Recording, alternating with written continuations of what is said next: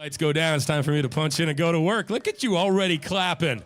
I have been waiting for this one for a long time, and I am pumped to be sharing her with you today. Guys, put your hands together. Welcome with me into the Skype Live studio. It is LP.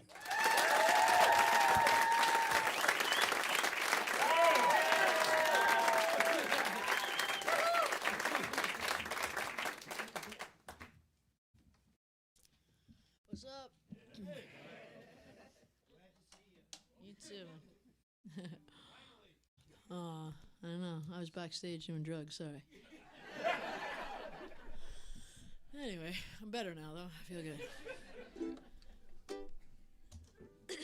All right. You ready, boo-boo?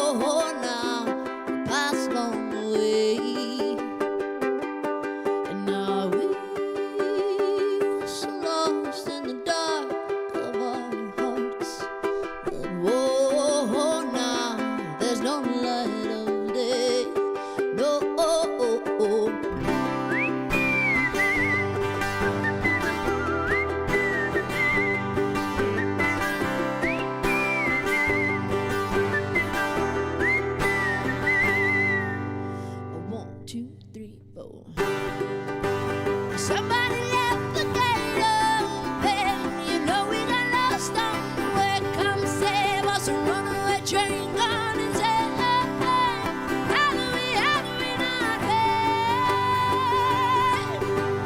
How do we not pay away?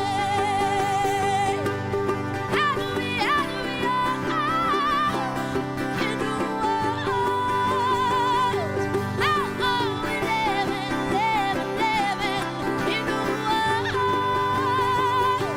How are we living?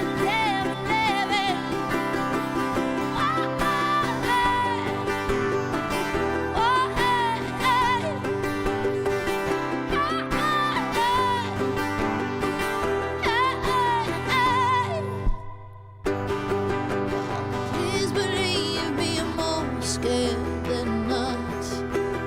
Oh, now this isn't the way.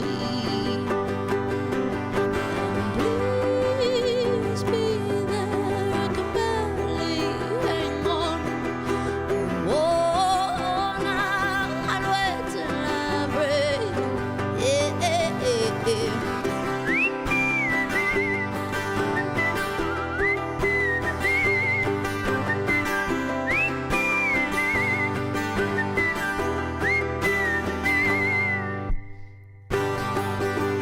Somebody left the gate open. You know we got lost on the way. Come save us, a runaway train gone and say, how do we not pay? How do we not pay away? How do we into the world? How are we living in the world? How are we living in the world? How are we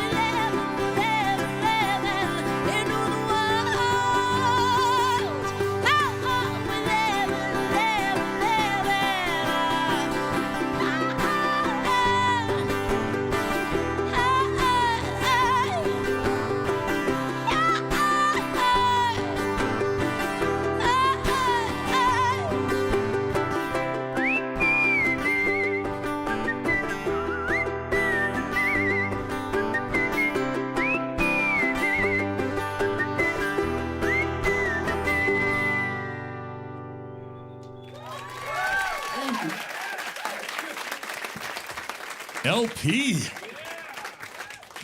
goodness. What's up, man? I was doing fine. Welcome into our studio. Very much. And welcome back to Portland. Thank you. You guys see what I'm seeing right now? You see that gorgeous, colorful aura all around her?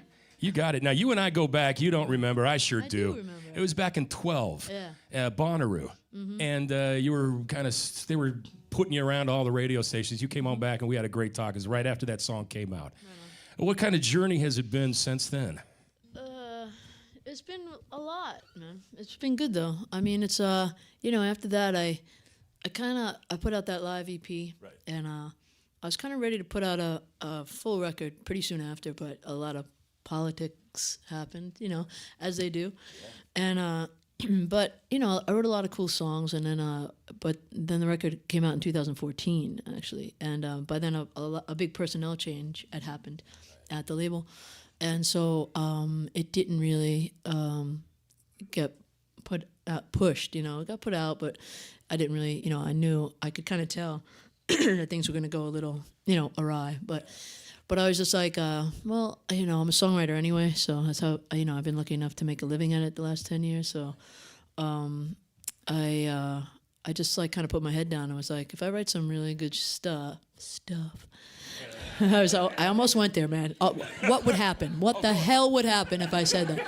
Anyway, so I just said I'm gonna write, as good a stuff as I can, and just almost like make it like it didn't matter. And I'm sorry. No, Yeah. absolutely. I was just going to ask you. You brought up politics. You think that's because of some of the names and the level that you're writing at? No, it's just things that happen at labels. There are businesses, you know what I mean. People change. It's like there's so many like people like dealing with you, and there's so many artists at such and such a label that like if your people go away, it's harder to like get your thing through, And truth be told, I think the record got a little out of my control production wise, and so so it wasn't it's just a bunch of things, and again, like it brought out some really great material, and then I wrote some really great stuff that that I have on some records now, and I played that stuff for said label before I left, and they were like, "That's great, you're dropped." Wow. So, but they did me a huge favor in a way, like and then I was very lucky to get picked up by Vagrant Records, and then a little label in Greece put out "Lost on You," and then bunch of great stuff happened. Well, with Lost on You, a lot of things. I hear you're huge in Poland. I am. I can't walk down the street. Get that on a shirt. Yeah. I mean, how does that even happen? Because we love you. As soon as it came out, we were all over it. And then we find out you're number one in Germany, France, and Poland. And we're like, all right, let's bring that up a little bit in the States, right? Yeah, right. How does that happen? I don't know. You just never know, man. That's why I think what I've learned from it is just you keep writing your songs and just doing your thing. I think as songwriters we always have like you're one song away from anything, right. And that's what the cool thing is, and that's what the hard thing is, and the scary thing is, but it's when you get that song or a song that, or a group of songs that you really believe in, it's worth everything, so. Well, when she talks about songwriting, look her up, all right? I'm not going to sit there. Everybody wants to talk about who she's written for, but I'm not going to even bring that up. I will bring up the fact that a lot of times songwriters will talk about melody first. It's all about melody. It's all about hook. It's all about catch. And then that's how you end up with like throwaway lyrics like rock and roll all night and party every day. But with you, it sometimes seems, like you and Cohen and Waits and Dylan, it always seems like the music has to catch up with the thoughts and the lyrics behind it. Have you ever felt like in the middle of that with your music? I don't know, I'm not sure.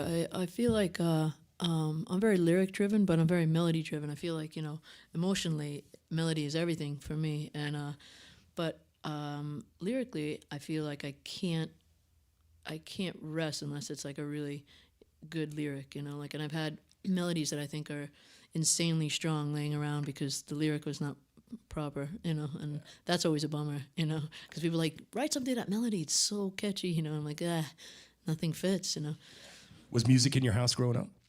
Yeah, but not like you would think, I guess. You know what I mean? Everybody's kind of like, my mom had studied opera and would play opera and stuff like that, but it wasn't like, it wasn't like people didn't have to have music on every day, Like I remember like, some of like my lovers and stuff like that, I would notice that like every time they got up, they put music on, and I was like, I didn't grow up that way, Yeah, neither did I, and it was always like a friend's older brother. that would turn you on to something that became a part of your life after that. Totally. Yeah, my first one of my first writing partners was, got me really into like classic rock and like Joni Mitchell and all that stuff. And I was like, it was like a rebirth for me. Well, we got to do this again sooner than 5 years from now, all right? And you're not going to get so big that you don't stop in Portland, come by KINK and say hi to us. No, I don't play like that, man. I'll come back. And I appreciate that. And I also want to thank you for going musical and not medical. Oh, yeah, right? I know. think, I found out about that. That might have been a pathway, but I think you're doing much better with the music. I was going to be a gynecologist, but it's kind of the same thing now anyway. Just kidding. I'll leave it at that. I'll leave it at that. Once again, guys, and she's nowhere in town tonight. She is here for us this afternoon. Give it up. It's LP.